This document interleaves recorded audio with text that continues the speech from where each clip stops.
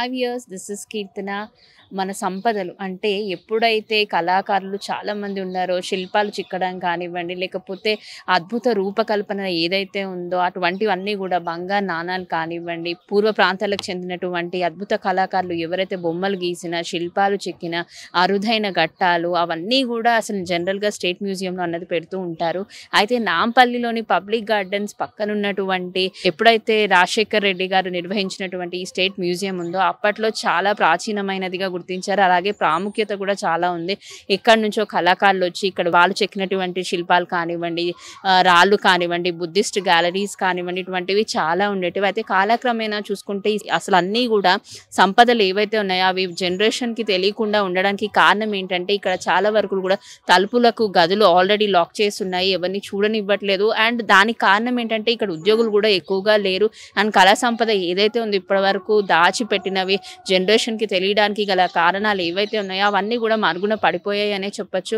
అయితే మనం విజువల్స్లో కూడా చూస్తున్నాం, ఇక్కడ చుట్టుపక్కల ప్రాంతాల్లో ఉన్న చాలా మంది వరకు కూడా పబ్లిక్ ఇక్కడికి వస్తూ వెళ్తూ ఉంటారు పబ్లిక్ గార్డెన్స్కి. ఈ పక్కనే ఉన్న స్టేట్ మ్యూజియంని కూడా చూడాలనుకొని చాలామంది అనుకుంటారు.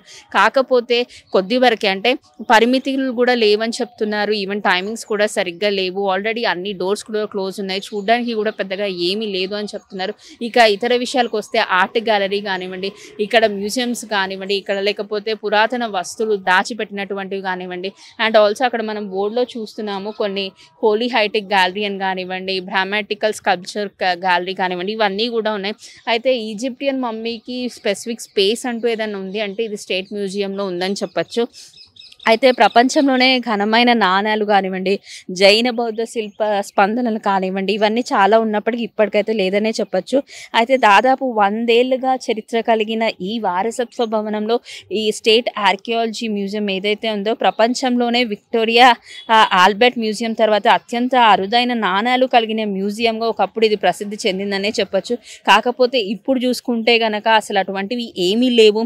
అండ్ యుగపు నాటి అబ్దుల్ రెహమాన్ సోగతాయ్ పెయింటింగ్స్ కూడా ఇక్కడే ఉన్నాయని చెప్పి పూర్వీకులు చెప్తూ వచ్చారు. పూర్వంలో కూడా చాలామంది ఇవన్నీ చూశారు, కానీ ఇప్పటి వాళ్ళకైతే ఆ భాగ్యం లేదనే చెప్పచ్చు. అలాగే గద్వాల్ సంస్థాన కాలానికి చెందిన కూచిపూడి జడ సహా మధ్యయుగానికి సంబంధించిన అనేక నగలు కూడా ఉన్నాయని ఒకప్పుడు చెప్పుకోవడం తప్పితే ఇప్పుడు మాత్రం అవేవి కనిపించలేదనే చెప్పచ్చు. అండ్ శిలాయుగం నుంచి మధ్యయుగం దాకా జనజీవనంలో అన్ని అంశాలను సృష్టించే వస్తువులు ఉండటం కూడా ఇక్కడి విశేషం అని చెప్పచ్చు. కంచు విగ్రహాలు, బౌద్ధ శిల్పాలు, బావికొండలు దొరికిన బుద్ధుని అస్థికలు, కుతుబ్ షా కాలానికి చెందిన వస్త్రధారణ కానివ్వండి, దక్కన్ మినియేచర్లు, అరుదైన శాసనాలు, మధ్యయుగంలో యుద్ధాల్లో ప్రత్యేక పాత్ర పోషించినటువంటి వివిధ రకరకాల ఫిరింగ్లు, అంతర్జాతీయ పరిశోధకులు ఆసక్తిగా పరిశోధించే జైన శిల్పాలు, ఇలా చాలా వరకు కూడా ఉండేటి. అవి వారసత్వ సంపదగా చెప్పుకునేవారు ఒకప్పుడు, కానీ ఇప్పుడు మాత్రం అవన్నీ ఏవి లేవనే తెలుస్తుంది. అయితే జనరల్గా పొలిటికల్ స్ట్రీమ్ కూడా లోపలికి వెళ్ళి చూడడానికి ట్రై చేసింది. తగిన పరిమితులు అయితే ఇవ్వలేదు, కానీ నార్మల్గానే ఒక కామన్ పీపుల్గా వెళ్ళి చూడొచ్చు అని చెప్పడంతో లోపలికి వెళ్ళి చూడితే అన్ని డోర్స్ వరకు అన్నీ కూడా క్లోజ్ ఉన్నాయి. అసలు అప్పటి వాళ్ళకి సంబంధించిన బంగారు నాణాలు కానివ్వండి, బౌద్ధుని విగ్రహాలు కానివ్వండి, బౌద్ధ శిల్పాలు కానివ్వండి, బావికొండలో బుద్ధుని అస్థికులు కానివ్వండి, ఇవేవి కూడా మనకు కనిపించలేదనే చెప్పచ్చు. కానీ సందర్శకుల సంఖ్య కూడా రోజు రోజుకు తగ్గిపోతుందనే చెప్పచ్చు. ఒకప్పుడు ఇవన్నీ ఉండటం వల్ల సందర్శకులు చాలా మంది వచ్చేవారు, కానీ ఇప్పుడు మాత్రం ఏమీ లేదనే తెలుస్తుంది. అండ్ రోజుకి మహా అంటే ఇప్పుడు 30 నుంచి 40 మంది కూడా అసలు ఉండకపోవడం అన్నది దురదృష్టకరమనే చెప్పుకోవాలి. ఇక స్టేట్ మ్యూజియంలో మొత్తంగా 80 మంది ఉద్యోగులు ఉంటే ఇప్పుడు 20 మందే ఉన్నారని చెప్పి తెలుస్తుంది. సిబ్బంది లేక కొన్ని గ్యాలరీలను కూడా మూసేశారు. అండ్ మెరిగిన కుర్చీలు, పగిలిన కిటికీలు తప్పితే ఇక్కడ ఏమీ దొరకటం లేదు, అసలు కనిపించటం లేదు అని కూడా కొంతమంది అభిప్రాయపడ్డారు. అయితే అరాకొర విద్యుత్ దీపాలతో దారుణమైన పరిస్థితిలో ఇప్పుడైతే ఈ మ్యూజియం ఉందనే చెప్పచ్చు. ఒకప్పుడు డాక్టర్ వైఎస్ రాజశేఖర్ రెడ్డి ఉన్నప్పుడు ఇక్కడ ఉన్న ఈ చుట్టుపక్కల గ్రామాల్లో ఉన్న పీపుల్ ఎవరైతే ఉన్నారో వాళ్ళందరూ కూడా ఇక్కడికి వచ్చేవారు. అసలు ఈ గ్యాలరీని చూస్తే ఒక అద్భుత కల్పన, ఒక అద్భుత సృష్టి అని అప్పట్లో అందరూ చెప్పేవారు, కానీ ఇప్పుడు మాత్రం ఇటువంటివి ఏం లేకపోవడం చాలా మందికి ఆశ్చర్యానికి గురి చేస్తుంది. అండ్ ఇక్కడ ఎన్నో ప్రదర్శనలు ఇచ్చే చోటు కూడా అని చెప్పచ్చు. ఒకప్పుడు ఎవరైనా వేరే అబ్రాడ్ నుంచి వచ్చిన పీపుల్ ఈ గ్యాలరీని చూడడానికి ఎంతో ఆసక్తి చూపేవారు. వాళ్ళకు తెలిసినటువంటి కళలు ఏవైతే ఉన్నాయో అవి కూడా ప్రదర్శించేవారు. అయితే ఇప్పుడు ఇవి కూడా లేకపోవడంతో ప్రస్తుతం ఈజిప్టియన్ మమ్మీతో పాటు decorative art gallery gallery, Buddha gallery, Islamic art gallery, Ajanta చిత్రకళా గ్యాలరీ, అరబిక్, పర్షియన్ శాసనాలతో పాటు 6 బయట ఉన్న ఫిరింగులు, కాకతీయ మండపం చెక్కతో చేసినటువంటి రథంతో పాటు శిల్పాలు మాత్రం కూడా చూడగలుగుతున్నారు. ఈ 100 ఏళ్ల నాటి భవనం ఇప్పుడు పలు చోట్ల దెబ్బతినింది. అండ్ ఆల్సో బయట కళారూపాలు వానకు తడిచి ఎండకెండుతున్నా పట్టించుకోవడం లేదనే చెప్పాలి.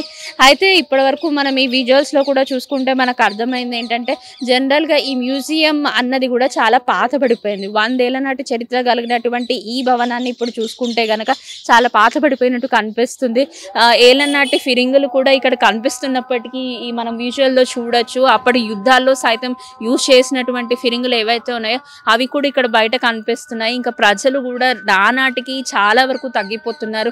ఒకప్పుడు వేలల్లో 100 సంఖ్యలలో ఉన్న ప్రజలు ఇప్పుడు కేవలం ఇది చూడడానికి ఓన్లీ రోజుకి 20 నుంచి 30 మంది దాకే వస్తున్నారు. ఎటు చూసినా ఎవరిని అడిగినా కూడా పెద్దగా ఆసక్తి చూపించడం లేదనే తెలుస్తుంది. దానికి కారణం కూడా అన్ని గదులు కూడా మూసుకుపోయి ఉండడం. ఓన్లీ బుద్ధ స్కల్ప్చర్స్ ఏవైతే ఉన్నాయో బుద్ధునికి సంబంధించిన శిల్పాలు వాళ్ళు చెక్కినటువంటివి ఏవైతే ఉన్నాయో అవి మాత్రమే అందుబాటులో ఉన్నాయని చెప్పొచ్చు.